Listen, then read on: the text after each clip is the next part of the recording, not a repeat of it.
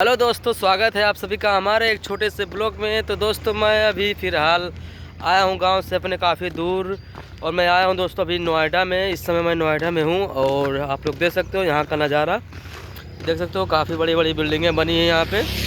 तो दोस्तों मैं यहाँ पे आया हूँ काम करने के लिए। तो अभी हम लोग रूम से अपने खाना वाना खा कर निकल दिए हैं, आ गए हैं। देख सकते हैं ये बिल्डिंग है जो पीछे दिख रही है, इसी में हम लोग काम चल रहा है। अभी हम लोग इसी में काम करेंगे। हमारे साथ के जो हैं वो देख सकते हो पीछे जा रहे हैं 3-4 लोग उधर, और हम लोग 4 लोग हैं। 2 लोग और थे तो गांव चले गए। तो दोस्तों अभी हम जा रहे हैं। अभी समय हमारा समय हो गया, अभी 9 बज गया सुबह का। तो अभी हम ड्यूटी करने, भाई 8:45 हो रहा है। तभी कुछ देर बाद भी हम लोग बिल्डिंग में पहुँचने वाले हैं। तो दोस्तों अभी इसके बाद में भी हम जाएंगे, काम करेंगे।